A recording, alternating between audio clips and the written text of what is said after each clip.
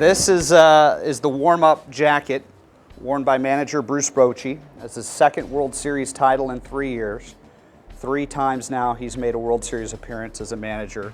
Truly the inspirational leader to that team. Quiet leader. Known by his warm-up jackets that he wears. He never wears a uniform per se. And this still has champagne doused and is still wet. The next piece is my favorite at the table. It's very rare that we can take gloves from players who are active, because these are truly the most game-ready artifact that a player has. A guy like Wade Boggs, familiar with Wade Boggs, the great Hall of Fame third baseman, he used one glove his entire career. This glove belonged to Gregor Blanco, who had some great plays out in left field. I asked him for his glove last night or early this morning, and his eyes lit up, and he said, "Oh my gosh, yes, take it, please." And it dawned on me, actually through the help of a reporter, as I was going through the clubhouse letting him know what I got, that Matt Cain threw a perfect game earlier this year for the Giants. Giants fans, you guys remember that game? All right, was there anything, there was a pretty good catch out in left field, right? Yeah, that was Gregor Blanco. So I ran back over to Gregor and I said, "You didn't happen to use this glove for the perfect game, did you?"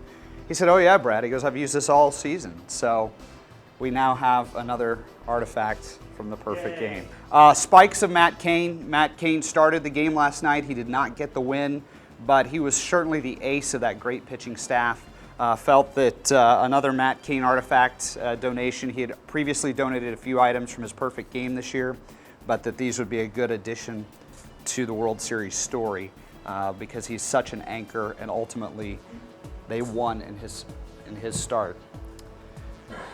The Giants made a couple of acquisitions over the course of the year that really seemed to set them on the right path. One of them was Marco Scutaro, the second baseman. And Marco had an awesome NLCS. These are lots of dirt and lots of grass from last night. The shoes are still wet. Sorry. But Marco took these off his feet last night in the clubhouse and said, "Here you go, Cooperstown, here are my spikes." So he wore these throughout the postseason. Another addition to that team is the shortstop, Brandon Crawford. Great defensive play. A guy who made some sensational plays in the field. A young guy who really embodied the spirit of this club. This was the cap that he wore throughout the World Series and postseason. Pitching is a story that you really can't tell enough of. And this guy, to me, embodies the spirit of what baseball's all about. It's never too late to have a fresh start. It's never too late to have a success. And this guy is named Ryan Vogelsong. He was the Game 3 pitcher. Back in 2000, the Giants, he was trying to work his way through the minor league system, pitched in Japan, basically bounced around trying to keep the dream alive. In 2011, he signed on as a free agent with the Giants and became an all-star last year. This year, 2012, at age 35, he won a World Series, and he was a dominant cog in that rotation. My favorite story comes from Hunter Pence. Hunter names his bats. And so Hunter pulled out this, and he said, "This is Tim. Brad, meet Tim." And I said, "Hi, Tim." And if I needed any doubt on the handle of the bat, is labeled Tim.